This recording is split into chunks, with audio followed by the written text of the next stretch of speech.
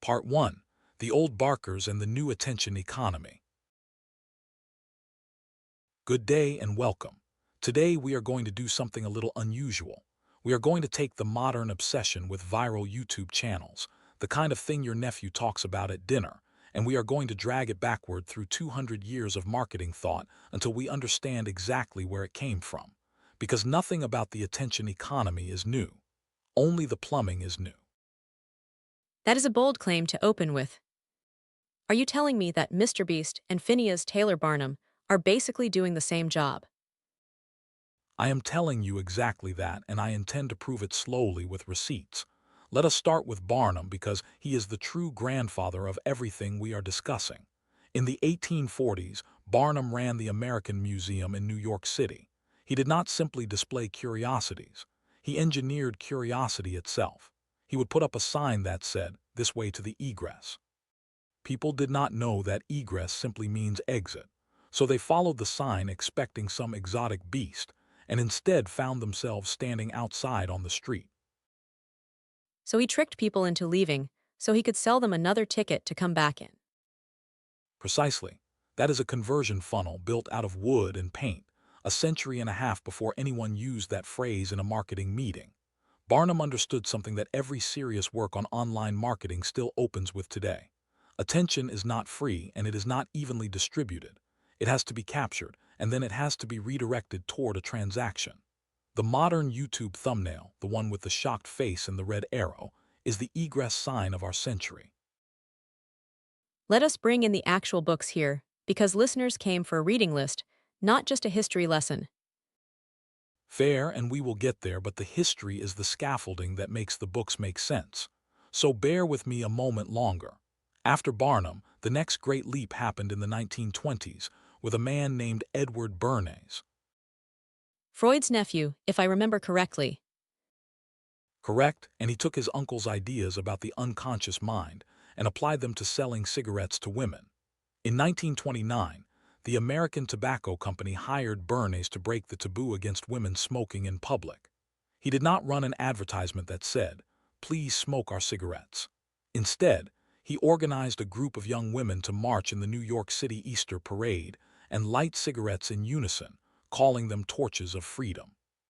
He had planted the idea with a psychoanalyst first, that cigarettes symbolized male authority, and that a woman lighting one in public was a small act of liberation. That is genuinely unsettling. He weaponized the language of feminism to sell a product that we now know causes cancer. It is unsettling, and it is important that we do not sand down that discomfort. This is the complexity I want to insist on today. Bernays called his own field, quite openly, the engineering of consent. He was not shy about it. He believed that in a democracy, the masses needed to be guided by an intelligent minority because the public could not be trusted to want the right things on its own. That is a genuinely authoritarian idea sitting underneath what we now call public relations and marketing. When a modern YouTuber optimizes a thumbnail using psychological triggers, curiosity gaps, fear of missing out, they are, whether they know it or not, standing on Bernays' foundation. The tool has been democratized. Anyone with a phone can now do a small version of what Bernays did with an entire advertising agency. Whether that democratization is a net good for society is a real, open question, and I do not think we should pretend the answer is obviously yes. Let's ground this with a day-to-day example, because I think listeners will recognize it instantly. Think about grocery store placement. The milk is always at the back of the store. Right? Because milk is a staple, something almost everyone needs. And if you place it at the back, the customer has to walk past the chocolate, the chips, the seasonal display, all of it, just to get their milk. That is not an accident of architecture. That is applied behavioral psychology, the same species of thinking Bernays pioneered, just wearing a supermarket uniform instead of a tailored suit. And on YouTube, the equivalent is the mid-roll advertisement placed at the exact moment tension peaks in a video, or the way a video is structured so that the most interesting reveal is teased at the beginning and only delivered at the 12-minute mark, forcing you to walk past everything else to get there. So now let's talk about the actual books people should read.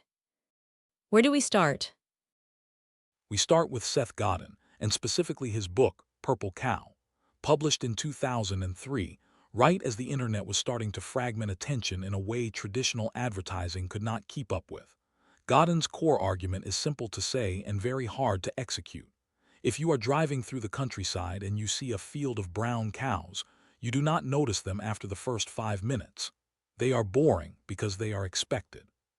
But if one of those cows were purple, you would notice immediately, and you would tell someone about it. So the argument is that being remarkable, literally worth making a remark about, is now more valuable than being merely good. Exactly, and this is where Godin's book becomes essential reading for anyone thinking about a YouTube channel. In a world of infinite content, competent is invisible.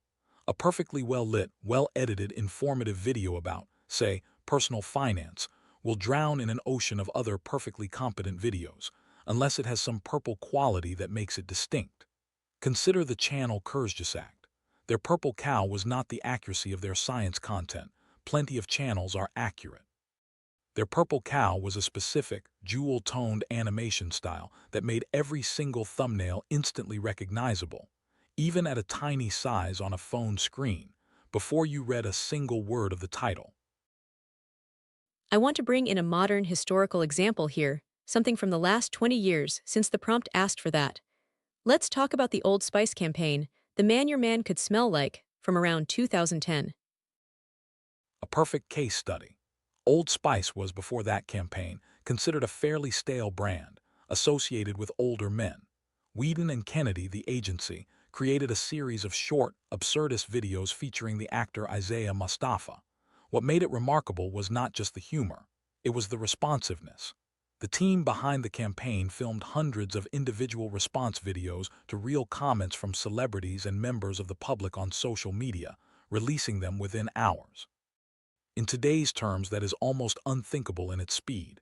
But in 2010, it felt like magic, like the brand was actually alive and paying attention to you specifically.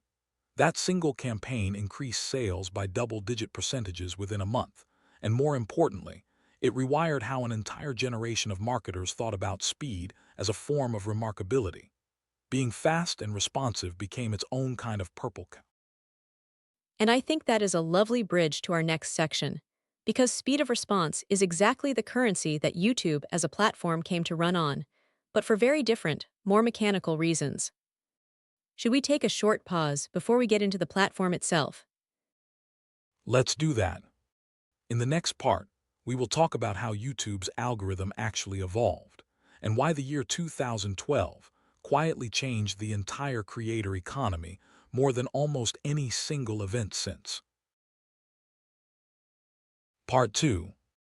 Ratings, watch time, and the machine that learned to want. Welcome back. Before the break, we left off with a promise that the year 2012 quietly reshaped the entire creator economy. To understand why, we first need to go back much further than YouTube, back to the 1930s, and a company called the A.C. Nielsen Company. Nielsen ratings, the thing that decided which television shows got canceled. Exactly, and before television, radio, Nielsen's original insight was almost embarrassingly simple. Advertisers were spending enormous sums on radio time, but nobody could actually prove how many people were listening. So Nielsen placed mechanical meters inside a sample of American households that recorded which station the radio was tuned to, at which hour. For the first time, attention itself became a measurable, tradable commodity. Before Nielsen, a radio network could claim whatever audience size it liked. After Nielsen, there was a number, and that number decided who got renewed and who got canceled. So Nielsen essentially invented the metric that the entire advertising industry would spend the next 90 years trying to optimize for. Yes, and here is the complexity people tend to flatten out of this story. Nielsen's meters could not tell you whether people enjoyed what they were watching. They could only tell you whether the set was on and tuned to a given channel. That distinction, between attention captured and satisfaction delivered, became the central unresolved tension of the entire 20th century media business. And it is the exact same tension that YouTube would rediscover from scratch 80 years later. Let's jump to YouTube itself now. It launched in 2005, correct?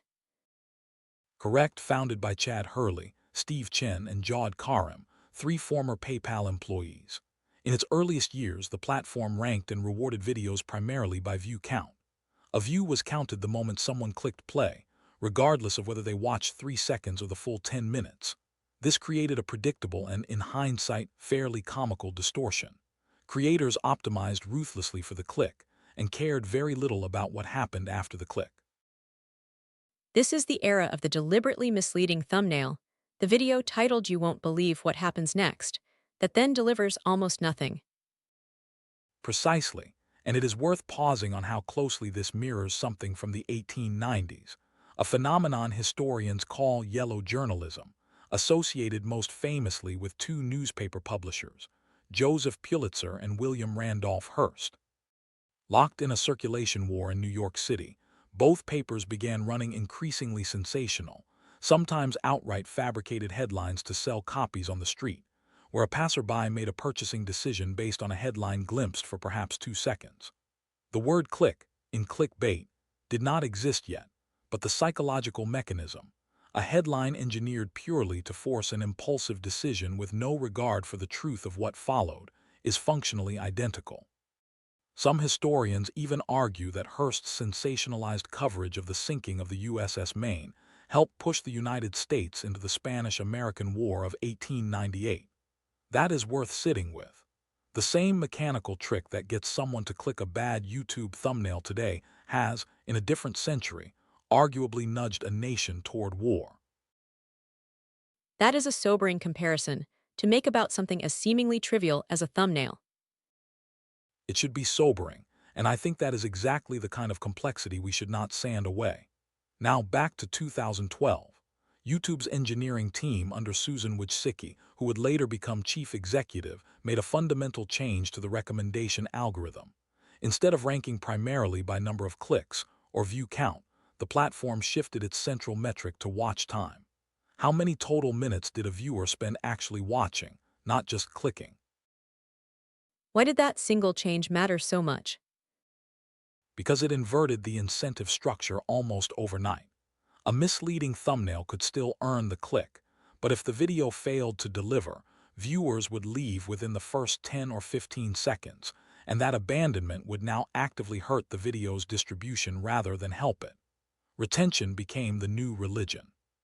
Creators started studying something called the audience retention graph, a literal line chart YouTube provides showing exactly where, second by second, viewers dropped off. This gave rise to an entire discipline, almost a science, of what creators call the hook, the crucial first 15 seconds of a video engineered specifically to prevent that drop-off. Give us a day-to-day example of a hook in practice. Consider a cooking channel. An old-style video might open with the host saying, "Hello everyone, welcome back to my channel. Today we are making a lasagna." That is friendly, but by television standards from the 1950s it is also completely inert. There is no tension yet. A modern, retention-optimized version might instead open mid-action, the host already holding a knife over a tomato, saying something like, "Everyone tells you to salt your tomatoes first, and that is exactly why your sauce always turns out watery," and only after that hook does the host say hello and introduce the recipe properly. The information has been reordered specifically to plant a small, unresolved question in the viewer's mind within the first 3 seconds. This brings us naturally to MrBeast, whose real name is Jimmy Donaldson, and who is probably the single most studied case of retention optimization in the entire creator economy. MrBeast is fascinating precisely because he treats YouTube less like a creative medium and more like a laboratory science. In the tradition, honestly, of an old-fashioned direct response advertiser testing headlines in a mail-order catalog. He has spoken publicly about testing dozens of thumbnail variants for a single video before it ever goes live, sometimes running them as paid advertisements to a small sample audience first, purely to measure click-through rate before committing to a final version. This is not so different, in spirit, from how early 20th century advertisers like Claude Hopkins would test two different newspaper advertisements in two different cities and count the mail order coupons that came back to see scientifically which version sold more. Hopkins literally called his own 1923 book Scientific Advertising, and its central argument that advertising should be tested and measured rather than admired for its artistry is the direct ancestor of a Mr. Beast thumbnail split test conducted a full century later. Let's bring this up to the present moment, since the request was specifically to link this to current events. As of this year, 2026, YouTube's own recommendation system is leaning even further into short-form vertical video, the Shorts format, which behaves by rules closer to the old view count era than to long-form watch time, because a short is often only 15 to 60 seconds long to begin with. There has also been an enormous, ongoing industry conversation about artificial intelligence-generated thumbnails, artificial intelligence-generated voiceovers, and even fully synthetic channels with no human creator at all, which raises a genuinely new question that Barnum, Bernays, Hopkins, and even the 2012 YouTube engineering team never had to face. What happens to the entire idea of a purple cow, a remarkable, memorable, individual voice, when the tools to manufacture apparent remarkability become available to absolutely everyone, including software with no personality of its own to begin with? That feels like exactly the right, slightly uneasy note to pause on. In our next part, let's turn to the actual science of why some ideas spread and others simply die. Good idea. We will look closely at two books in particular, Contagious by Jonah Berger and Influence by Robert Cialdini, and we will test their frameworks against some genuinely strange historical case studies, including a radio broadcast in 1938 that convinced a meaningful number of Americans that Martians had actually landed in New Jersey. Part 3. Contagion, Persuasion, and the Night the Martians Landed. Welcome back. In this part, we are turning to the science of virality itself, and I want to open with that radio broadcast I promised, because it sets up everything else beautifully. On the evening of October 30th, 1938, a young director named Orson Welles broadcast a radio adaptation of H.G. Wells's novel, The War of the Worlds, on the Mercury Theater on the air. This is the famous panic broadcast, the one people say caused nationwide hysteria. That is the popular version, and here is where I want to insist on historical complexity rather than the neat legend. The broadcast was formatted as a series of fake news bulletins interrupting a music program, describing a Martian invasion happening in real time in Grover's Mill, New Jersey. Some listeners who tuned in partway through, missing the opening disclaimer that clearly stated this was fiction, genuinely believed an invasion was underway. But modern media historians, examining actual phone records and newspaper archives rather than relying on the myth, have found that the scale of panic was almost certainly wildly exaggerated by newspapers at the time. Why would newspapers exaggerate a radio panic? Because newspapers in 1938 were in direct commercial competition with radio for advertising revenue, and a story about radio irresponsibly deceiving the public served the newspaper industry's interests rather conveniently. So the truth is layered. Something real did happen. A portion of listeners were genuinely frightened, but the legend of nationwide city-emptying hysteria was itself a kind of viral content, manufactured and amplified by a rival medium for its own competitive reasons. Even the story about a viral panic became, itself, virally exaggerated. That recursive quality is something I want you to hold on to, because we will see it again with modern internet hoaxes. Let's move to the actual books now. Start us with Jonah Berger's Contagious, published in 2013. Berger, a marketing professor at the University of Pennsylvania, built his book around an acronym, STEPPS, 6 concrete factors that make content more likely to be shared. Social currency, triggers, emotion, public visibility, practical value, and stories. I want to walk through each one with a modern YouTube example, because in isolation the acronym sounds a little like corporate jargon, but each piece is genuinely explanatory. Start with social currency. Social currency is the idea that people share things that make them look good to others, insightful, funny, or in the know. Think about a video essay that explains some obscure historical footnote in a genuinely compelling way. When you share it, you are not just sharing information, you are quietly signaling, I am the kind of person who knows interesting things. This is exactly why channels built around obscure trivia, unusual history, or niche technical deep dives often punch far above their subscriber count in terms of shares, even if their view counts look modest compared to entertainment channels. Next, triggers. A trigger is an environmental cue that reminds you of something, prompting you to think and talk about it. Berger's favorite historical example, and it is a wonderful one, involves a chocolate bar called Kit Kat, and the slogan, "Have a break, have a Kit Kat," paired heavily in advertising with images of coffee. The idea was to deliberately link the product to something people already encounter constantly throughout their day, coffee breaks, so that coffee itself becomes a recurring trigger for the brand.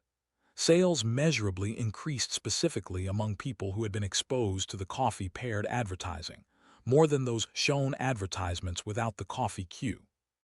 On YouTube, a trigger might be a recurring catchphrase or sound effect so distinct that hearing it anywhere else, a friend imitating it at a party, for instance, immediately calls the channel back to mind. Emotion. Berger's research found something counterintuitive here. It is not simply that emotional content spreads, plenty of sad, low arousal content does not spread well at all.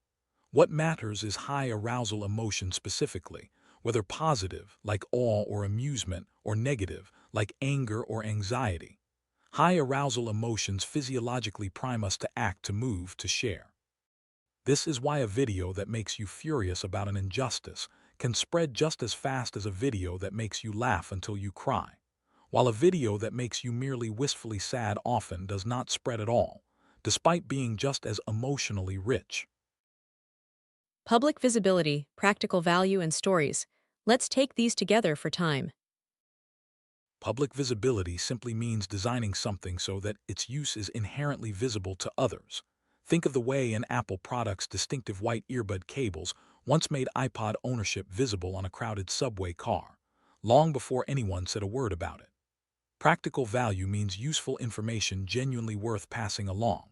A 5-minute tutorial that saves someone an hour of frustration will get forwarded in a family group chat regardless of production quality. And stories means that information wrapped inside a narrative travels further than the same information presented as a bare list of facts. Because a story is a vessel, other people can retell intact. Now let's bring in Robert Cialdini's influence, which predates Contagious by decades. Originally published in 1984. Cialdini, a social psychologist, approached the same general territory, why people say yes, but from the angle of pure psychological manipulation rather than sharing behavior specifically. He identified 6, later expanded to 7, principles including reciprocity, commitment and consistency, social proof, authority, liking, scarcity, and later unity. I want to focus on scarcity because it maps so directly onto the current YouTube and wider creator economy landscape. Scarcity being the idea that things seem more valuable, the more limited or fleeting they appear. Exactly, and Cialdini's original research involved something delightfully mundane: beef importers. When beef importers were told that a supply shortage from Australia was expected, their orders roughly doubled compared to importers given no such warning. When those same importers were told both that a shortage was coming and that this information was exclusive, not widely known, their orders nearly tripled again. Scarcity, especially exclusive scarcity, produces a disproportionate psychological response. Now think about the modern live stream. A creator says this offer, this product, this piece of merchandise is only available for the next 24 hours, or the phrase limited edition drop, borrowed almost directly from sneaker culture in the 1980s and 90s, when Nike deliberately limited the release of certain Air Jordan colorways to manufacture exactly this kind of urgency. Let's talk about a genuinely modern, internet native example of virality that combines several of these principles at once.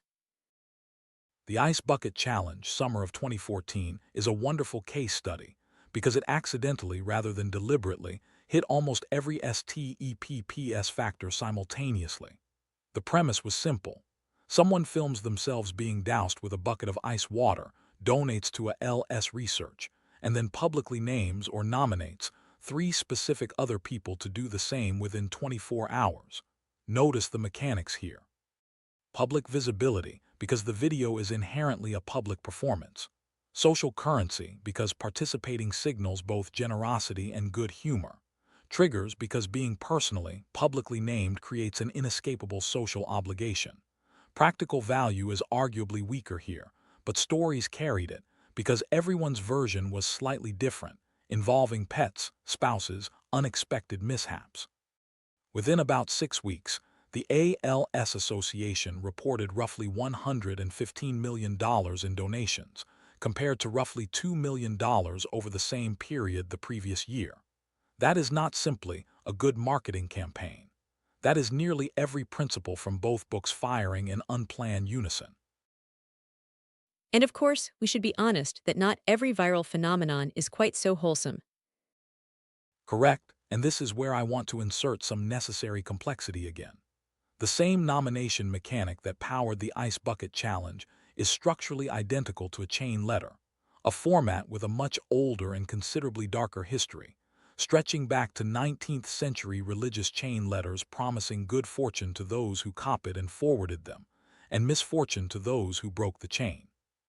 Some early 20th century chain letters explicitly asked recipients to send money to a list of names, then remove the top name and add their own, which is, mathematically, an early folk version of a pyramid scheme.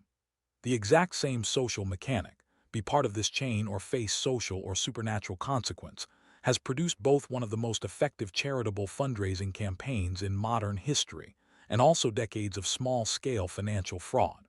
The mechanic itself is morally neutral. What it carries is what matters. That is a genuinely important distinction to end this part on. In our next section, let's move from why things spread to the harder, longer-term question of how a creator actually builds something durable rather than a single viral flash in the Perfect setup.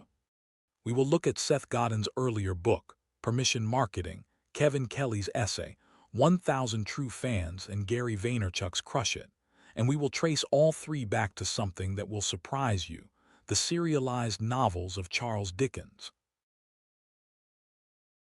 Part 4.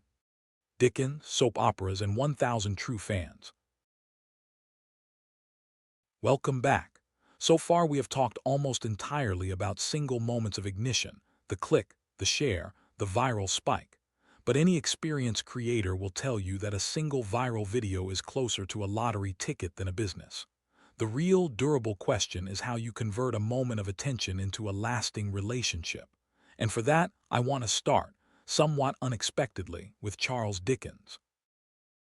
The novelist, what does he have to do with online marketing? Everything, structurally speaking.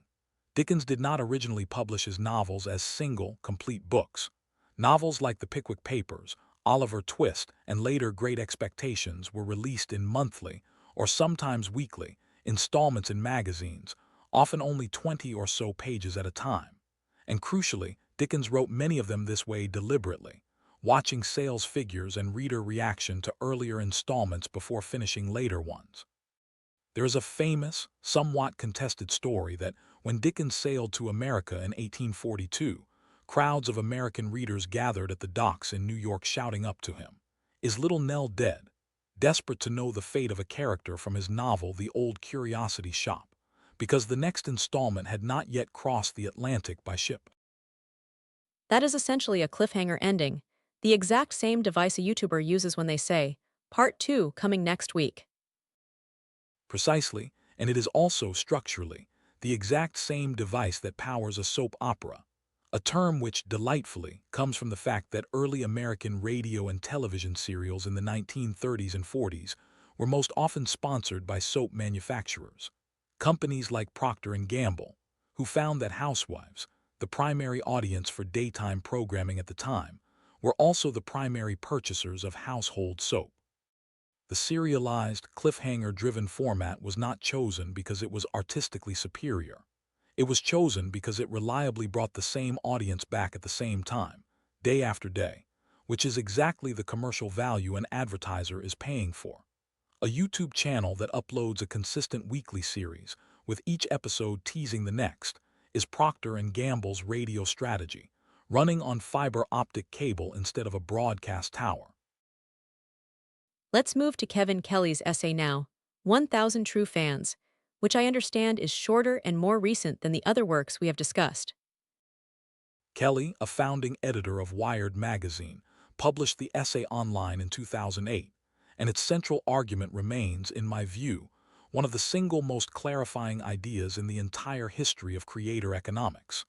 Kelly argued that a creator, whether a musician, a writer, or by extension today, a YouTuber, does not need millions of fans to sustain a livelihood.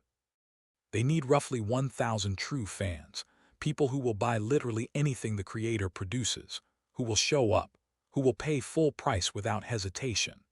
If each of those 1,000 people spends, on average, just $100 a year on the creator's work, that alone produces $100,000 in annual revenue, enough for most people to live on. That reframes success away from the massive viral spike entirely, towards something much smaller and more durable. Exactly, and this is where I think a lot of aspiring creators badly misjudge the landscape, chasing the Barnum-style spectacle of a single viral hit, when Kelly's math suggests a quieter, compounding strategy is often more sustainable. Consider a niche channel about, say, restoring antique mechanical watches. That is never going to outview a prank channel or a challenge video. But the true fan audience for antique watch restoration is deeply, almost obsessively loyal, willing to buy a course, a tool kit, a membership, because the content serves a genuine, specific passion rather than idle, passive entertainment. Patreon, the membership platform launched in 2013 by musician Jack Caunt, was built almost explicitly around Kelly's 1,000 True Fans thesis, giving creators a direct mechanism to collect smaller, recurring payments from a devoted core audience, rather than relying purely on advertising revenue tied to raw view count. Now let's bring in Seth Godin again, this time his earlier book, Permission Marketing, from 1999. Godin's argument in this book predates even the term social media, and yet it anticipated the entire subscriber-based model that YouTube would eventually formalize. Godin drew a sharp distinction between what he called interruption marketing, the traditional advertisement that interrupts you, a commercial break during a television program, a billboard on a highway you did not ask to see, and permission marketing, where a customer explicitly opts in, raises their hand, and says, "Yes, I want to hear from this brand or this creator again." Godin compared interruption marketing to a stranger walking up to you on a date and immediately proposing marriage versus permission marketing, which is more like a proper courtship, small steps, growing trust, before ever asking for something significant. The subscribe button, in that framing, is a literal mechanical version of raising your hand. Precisely, and this is why YouTube's own internal culture puts such enormous emphasis on the phrase, "Hit that subscribe button," which can sound, to an outsider, like empty, repetitive begging. But understood through Godin's 1999 framework, it is a creator explicitly asking for permission to interrupt you again in the future, converting a single transaction, one video watched once, into an ongoing relationship. This is precisely why channel subscriber count, even though it is a somewhat crude metric, historically mattered more to a creator's actual business than raw view count on any single video. A subscriber is a standing permission slip. Finally, let's bring in Gary Vaynerchuk's Crush It, published in 2009, since that one is probably the most directly aimed at aspiring online creators of anything we have covered. Vaynerchuk's background is itself a wonderful case study. He took over his family's fairly modest New Jersey liquor store, and using a combination of a homemade video series called Wine Library TV, launched in 2006, an aggressive early adoption of social platforms like Twitter, He grew the business from roughly $4 million to over $60 million in annual revenue within several years. Crush It, written at the height of that growth, argues for something Vaynerchuk calls personal branding, the idea that in the internet era, an individual's authentic personality and passion is itself a durable business asset, arguably more durable than any single product line, because a personality cannot be easily copied by a competitor the way a product can. Give us a day-to-day comparison for that idea. Think about two hardware stores in the same small town. One is a nameless chain outlet, professionally run, perfectly adequate. The other is owned by a specific person everyone in town knows by name, who remembers your last home renovation project, who has strong, genuine opinions about which brand of paint actually holds up in humid weather. If a large chain store opens nearby with lower prices, the first hardware store is in serious danger. The second one, built around an irreplaceable individual relationship, is considerably more insulated because the competitor cannot simply copy that specific person's decades of relationships and reputation. Vaynerchuk's entire thesis is that the internet, for the first time in history, allows that second kind of small town, personality-driven trust to be built at genuinely massive scale, with a single person's authentic voice reaching potentially millions rather than merely a few hundred regular customers. It is worth noting, in fairness, that Vaynerchuk's relentlessly optimistic, hustle-driven message has also drawn real criticism over the years. It has, and that criticism deserves airtime rather than being smoothed over. Critics have pointed out that Crush It, and the broader hustle culture it helped popularize throughout the 2010s, can implicitly blame individuals for structural, economic difficulties that are not actually within any one person's control, suggesting that simply working harder and building a stronger personal brand can overcome problems like platform algorithm changes, market saturation, or basic economic inequality, none of which yield easily to individual effort alone. This is a genuinely important tension in the literature. Godin's permission marketing and Kelly's true fans framework are relatively modest, achievable ideas. Vaynerchuk's hustle framing, inspiring as it is to many people, sits closer to a philosophy that can, if taken uncritically, produce real burnout and real disappointment when the promised scale simply does not arrive for a given individual, through no particular fault of their own. That is a natural place to move into our final part. Then, where I think we should confront that tension directly, the ethics and sustainability of this entire industry, rather than simply celebrating its cleverest tricks. Agreed. In our fifth and final part, we will talk about creator burnout, algorithm dependency, the current, ongoing flood of artificial intelligence-generated content in 2026, and try to draw everything we have discussed together into something like a coherent, honest conclusion. Part 5. Burnout, the algorithm's mood swings, and what Barnum never had to worry about. Welcome to our final part. We have covered a lot of ground, from a 19th century museum exit sign, through Cold War era engineered consent, through the mechanics of a chocolate bar advertisement, all the way to a family liquor store in New Jersey.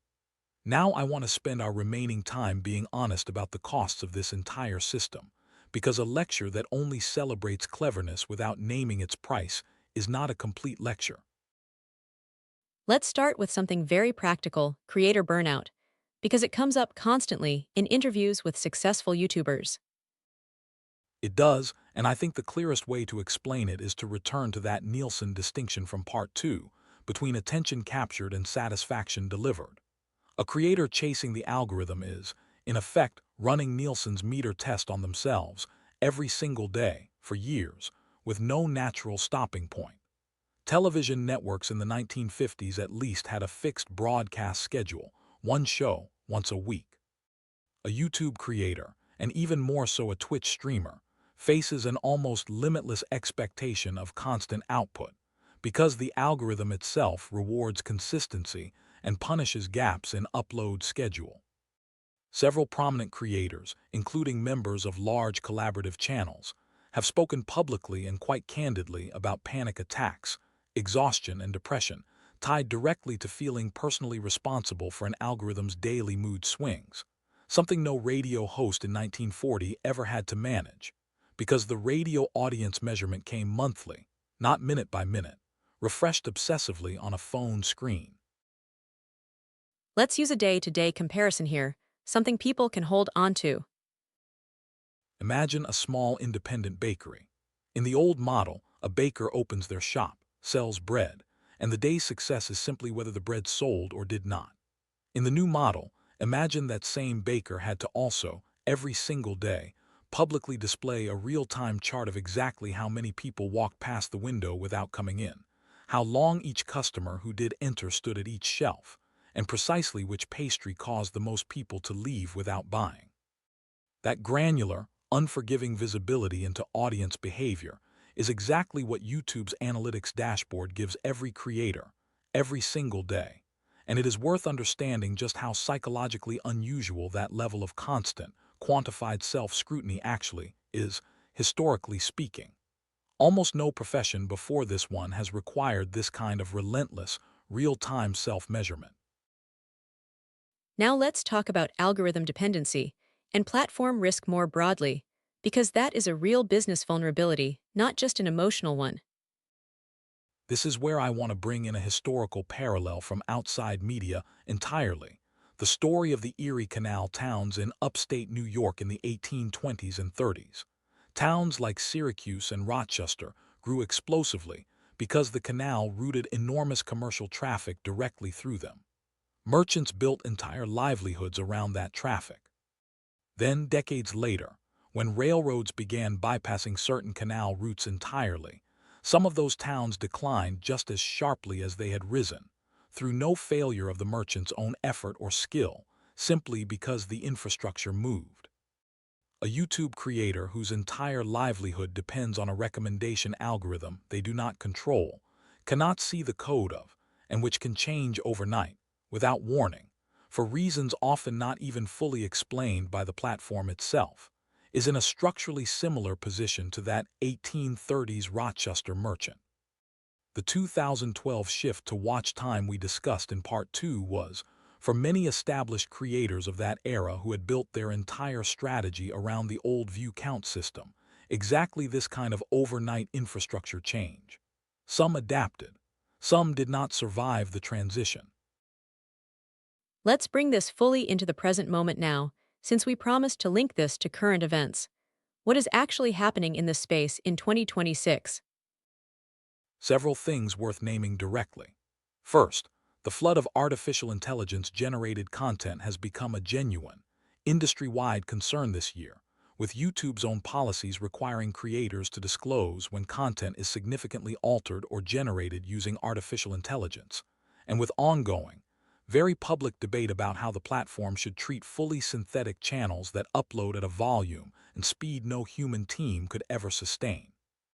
This returns us appropriately to Seth Godin's Purple Cow, because if artificial intelligence tools make polished, competent content essentially free and infinite for anyone to produce, then competent, well-produced content stops being remarkable at all by definition, and the premium on genuine, individual, unrepeatable personality, exactly the asset Gary Vaynerchuk was describing back in 2009, becomes more valuable, not less.